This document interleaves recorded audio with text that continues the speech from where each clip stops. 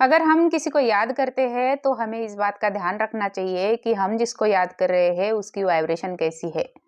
क्योंकि हम जिसको याद करते हैं कहीं न कहीं उसकी वाइब्रेशन हम पिक कर लेते हैं।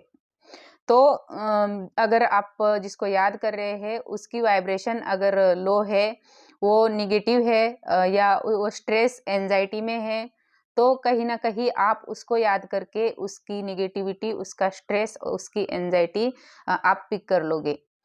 अगर सामने वाला इंसान बहुत पॉजिटिव है, खुश है, हाई वाइब्रेशन में है, तो आप उसकी वो हाई वाइब्रेशन, वो खुशियाँ और वो पॉजिटिविटी आप फ़ील करने लग जाएँगे।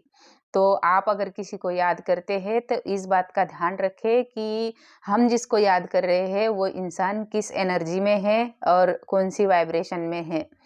और हम जिसको याद करते हैं, वो इंसान अगर बहुत नेगेटिव वाइब्रेशन में है और हम पॉजिटिव वाइब्रेशन में भी है, तो भी अगर उसकी नेगेटिव वाइब्रेशन हमारी पॉजिटिव वाइब्रेशन से हाई है, तो वो अ, हम पिक कर लेंगे और हम भी नेगेटिव हो जाएँगे। और अगर हमारी पॉजिटिव वाइब्रेशन उसके नेगेटिव वाइब्रेशन से हाई है, तो हमारे ऊपर उसका असर नहीं होगा। तो मुझे लगता है कि हमें ना भगवान जी को याद करना चाहिए, क्योंकि वहाँ की वाइब्रेशन हमेशा हाई रहती है। हम जब भी भगवान को याद करते हैं, हम हाई वाइब्रेशन में चले जाते हैं। वहाँ तो नेगेटिव होने का कोई मतलब ही नहीं है, क्योंकि भगवान जी की वाइब्रेशन तो कभी नेगेटिव नहीं होती। वो वाइब्रेशन हमेशा हाई रहती है।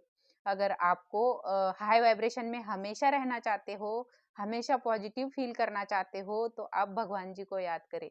इंसानों से याद करने से अच्छा है, इंसानों को याद करने से अच्छा है कि हम भगवान को याद करके हमेशा पॉजिटिव और खुशी को महसूस करें। तो आप क्या सोचते हैं?